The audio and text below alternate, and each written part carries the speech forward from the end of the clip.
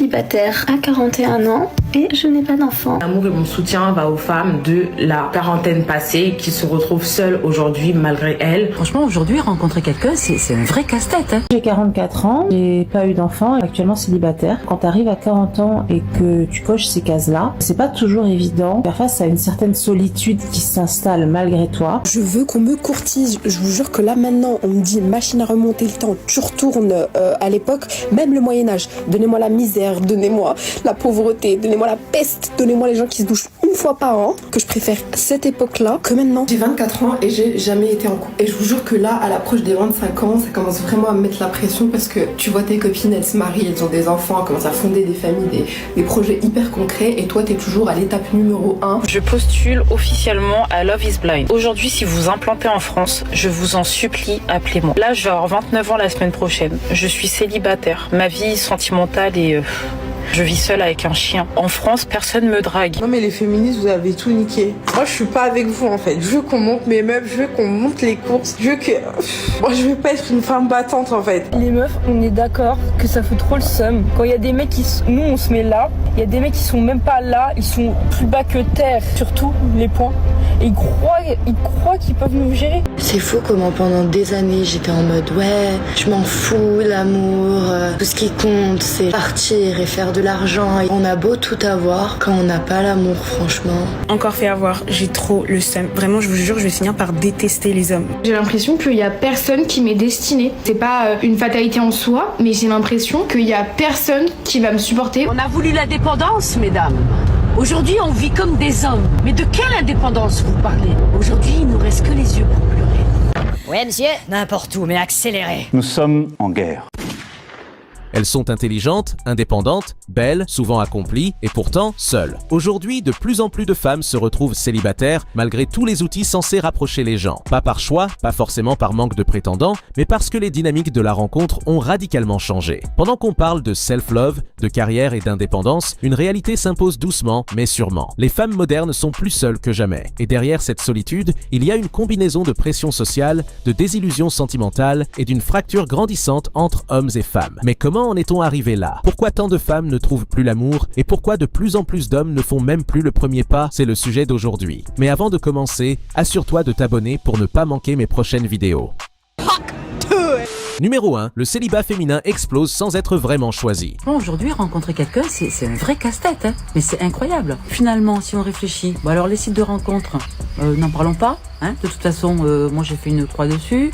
Soit les personnes ne te répondent pas, soit après il y a un problème de distance, ils sont tous à 500 bornes. Soit tu tombes sur des personnes qui mentalement ne savent pas ce qu'elles veulent, etc. Enfin bref, les sites de rencontres, de toute façon, pour moi, c'est même pas la peine. Alors, tu te dis, autant rencontrer quelqu'un dans la vraie vie. Hein, c'est quand même ce qu'il y a de plus sympa, la magie de la rencontre, tata. Sauf que dans la vraie vie, les gens ne se parlent plus. Et je l'ai encore vu sur ma dernière vidéo, les gens ont peur, les hommes maintenant ont peur de parler à une femme dans la rue. C'est incroyable, mais je l'ai vraiment constaté. Et je comprends, il y a un vrai malaise dans cette société. Et bon, et mesdames, c'est vrai qu'on n'ose pas aller voir ces messieurs non plus. Donc dans la vraie vie, les gens ne se parlent plus. Les sites de rencontres, bon, voilà. Finalement, comment on fait pour rencontrer quelqu'un? Ça va pas nous tomber dessus entre deux lessives et une série Netflix. En France comme ailleurs, les chiffres parlent d'eux-mêmes. Chez les 25 à 40 ans, la proportion de femmes célibataires n'a jamais été aussi élevée. Et ce n'est pas parce qu'elles ne veulent plus de relations, c'est parce qu'elles ne trouvent plus de relations qui ont du sens. Le modèle traditionnel du couple, basé sur la complémentarité et l'engagement, s'effrite. Les femmes attendent plus. Elles ne veulent plus juste d'un mari par défaut. Et elles ont raison, mais en parallèle, le marché de la rencontre s'est effondré. Les applis favorisent l'instantané, les relations sont devenues transactionnelles et les hommes ne prennent plus l'initiative. Bon, alors, ils sont où les hommes célibataires? Plus personne drague plus personne, c'est une dinguerie quoi. Oh là là, c'est quoi ça? Sérieux, comment vous faites pour draguer? Personne n'aborde personne, ça se croise des yeux et ça s'arrête là. Par contre, en message, vas-y hein. Oh là là là là, trop triste cette génération, trop triste. Enfin voilà quoi. Heureusement que j'ai des chats. Numéro 2, pourquoi les hommes ne font plus le premier pas? Je postule officiellement à Love is Blind. C'est-à-dire qu'aujourd'hui, si vous implantez en France, je vous en supplie, appelez-moi. Là, je vais avoir 29 ans la semaine prochaine. Je suis célibataire. Ma vie sentimentale et je n'ai pas d'enfant. Je vis seule avec un chien. En France, personne me drague. Et quand les gens me draguent, généralement, c'est pas pour les bonnes... vous voyez. Donc moi, je suis vraiment à la recherche de sérieux. Je pense que passer sur votre émission me permettrait vraiment de trouver quelqu'un, enfin, dans un premier temps, pour du sérieux, parce qu'il recherchera la même chose que moi.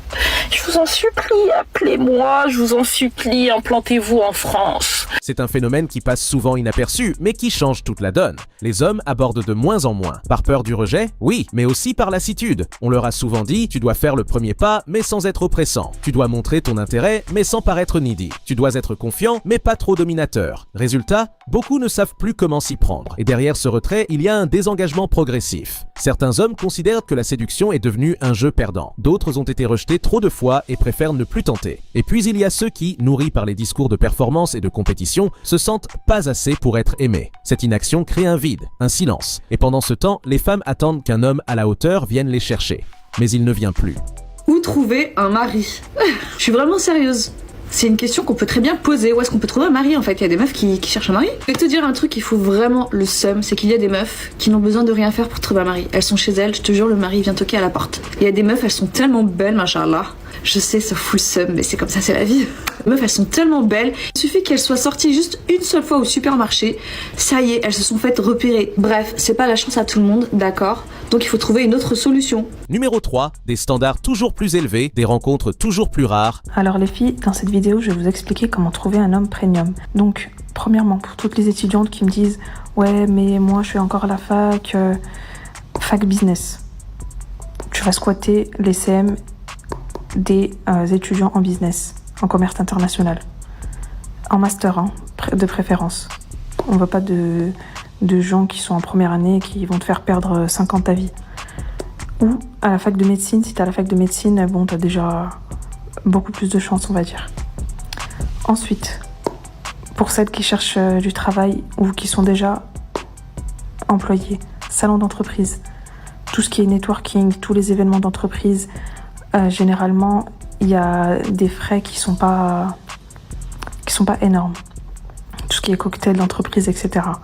Il y en a qui sont ouverts même aux personnes qui n'ont pas d'emploi. Donc là, vous y allez avec votre business card, votre carte de visite. Si vous n'en avez pas, vous allez en faire une avec une application de carte de visite. Donc ce sera une carte de visite numérique sur votre appli mobile.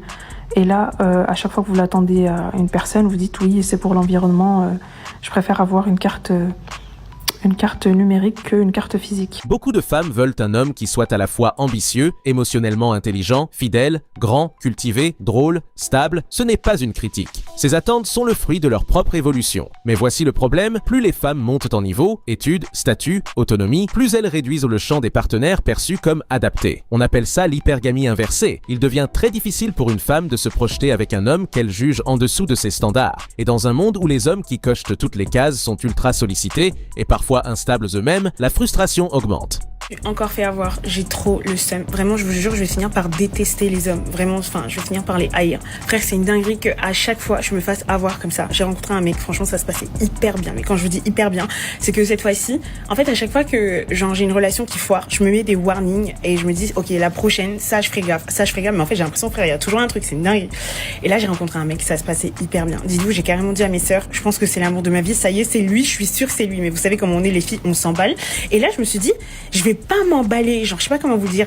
En fait, j'ai décidé de faire la meuf un peu froide, un peu genre pas inaccessible, mais un peu genre il me fait rien. Alors que franchement, il me plaisait hyper grave physiquement, mais c'était pas tout. Il me plaisait pas seulement physiquement, il me plaisait mentalement. J'adorais son mindset, j'adorais comment il parlait, comment il s'exprimait, comment il pensait. Enfin, vraiment, on matchait grave. J'avais vraiment l'impression que c'était moi en mec et lui, c'était moi en fille, quoi. Et va savoir pourquoi. Va savoir pourquoi. En fait, je ne sais pas. Je ne sais pas qu'est-ce que j'ai fait cette fois-ci de mauvais. Je ne sais pas qu'est-ce que je n'ai pas fait. Enfin, je comprends pas parce que j'ai été moi, j'ai été simple et je pense que je lui plaisais. Et puis même, enfin, je sais pas, ça se passait hyper bien. Et là, je sais pas, il m'a ghost.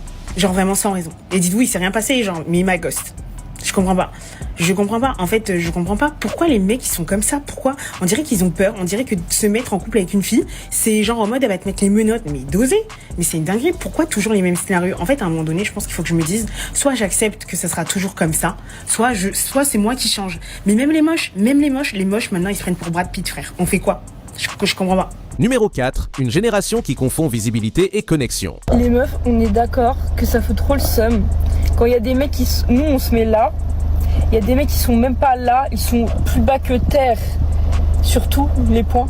Et ils croient qu'ils peuvent nous gérer. Ils croient qu'ils peuvent nous gérer. Tu m'as vu? En fait, tu penses que t'as le level pour moi? En fait, c'est horrible de dire ça.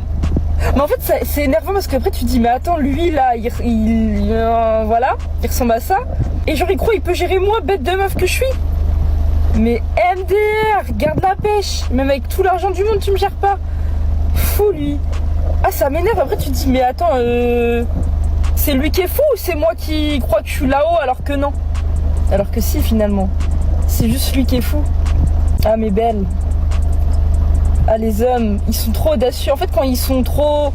Ils sont rats. Ils sont rats d'apparence, de tout. En fait, ils ont plus rien à perdre. Donc, ils sont trop audacieux. Parce que les beaux mecs, il y a les charros, ils savent qu'ils plaisent. Et eux, ils sont en défaillance sentimentale totale. Donc, ils vont voir tout ce qui bouge. Ils ont pas peur de se prendre des recals. Et ils savent parler. Mais après, il y a les beaux mecs qui savent qu'ils valent. Et eux, ils draguent pas. C'est comme les belles meufs qui savent qu'elles valent. Bref, ça c'est un autre sujet. Les femmes modernes sont ultra connectées. Stories, DM, likes, notifications constantes, mais aucune de ces interactions ne comble le besoin d'intimité réelle. Elles peuvent recevoir des compliments à longueur de journée, des messages d'admirateurs, des matchs sur Tinder, mais rester profondément seules. Parce que le monde digital leur donne de la validation, mais pas de l'amour. Et paradoxalement, cette validation permanente rend les hommes ordinaires invisibles. Résultat, les rencontres sincères, basées sur la proximité émotionnelle, se font de plus en plus rares. Numéro 5, l'illusion de l'indépendance totale. C'est fou comment pendant des années j'étais en mode ouais, je m'en fous, l'amour, tout ce qui compte c'est partir et faire de l'argent. Et on a beau tout avoir, quand on n'a pas l'amour franchement, j'ai jamais été comme ça. Je pense qu'au fond j'ai toujours été une amoureuse de l'amour. Mais on vit tellement dans une société où on doit tous pull up avec une image qui n'est pas nous. Pendant des années, je me suis fait passer pour genre la bad bitch qui a pas de cœur, qui s'en fout. J'aimais trop montrer aux mecs, ouais, je m'en fous, je m'attache pas. Combien de gens j'ai dit, ouais, just think about aller dans un autre pays, me casser, c'est tout. Et en fait, maintenant que je me suis cassée, comme j'ai toujours dit, ben, j'ai tout ce que j'ai toujours voulu. Et il y a un truc que j'ai pas, c'est quelqu'un que j'aime à mes côtés et qui m'aime.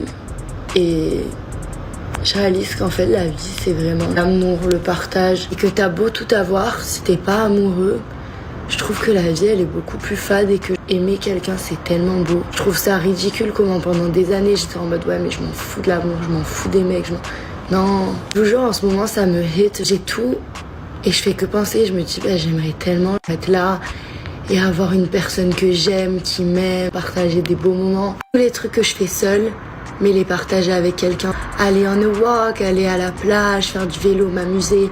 Juste faire des trucs simples de la vie avec une personne que j'aime. Et ça rendrait toutes les choses simples, genre encore 10 fois plus belles. Parce que dès qu'il y a l'amour, tout devient tellement plus beau. Et ça me rend trop triste de me dire, bah... En fait, maintenant, c'est la génération. Avec les réseaux sociaux, les gens, bah, juste, ils sont tentés ou on s'énerve pour des trucs en mode ouais, mais t'as liké sa photo. Ouais, mais tu vas me tromper. Ouais, mais parce qu'il y a tellement de tentations partout.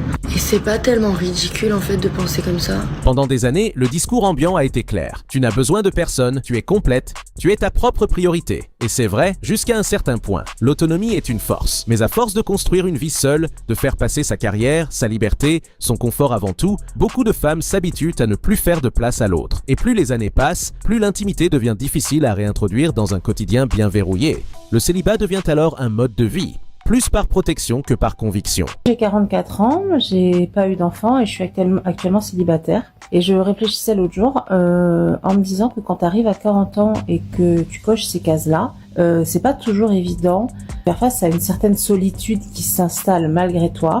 Parce que de fait, tes amis se sont mis en couple, ont eu des enfants, ont fondé leur famille et donc consacrent leur temps à ça. Et c'est tout à fait normal. Et je me disais que c'est une solitude dont on parle pas beaucoup. J'ai presque l'impression des fois qu'elle a un peu de tabou, comme si fallait pas trop en parler, il fallait dire moi je gère cette solitude et tout ça.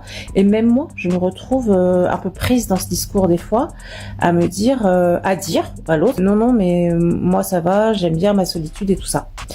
Et quand bien même c'est vrai, ça n'empêche que inévitablement ce statut d'être seul, sans enfant et sans conjoint ou conjointe amène à se poser une question sur quel virage on a loupé pour se retrouver à cet âge-là, sans môme et sans amoureux ou sans amoureuse. Ce mode de vie, souvent valorisé comme libre et épanoui, peut avoir des effets douloureux avec le temps. Un sentiment croissant de vide affectif, un isolement dans les décisions importantes de la vie, et parfois un regret tardif de ne pas avoir construit à deux. De nombreuses femmes approchent la quarantaine avec la réussite en poche, mais aucune épaule sur laquelle poser leur tête. Et contrairement à ce qu'on croit, la solitude ne se sent pas quand on est débordé, mais quand on a enfin le temps. J'ai 24 ans et j'ai jamais été en couple.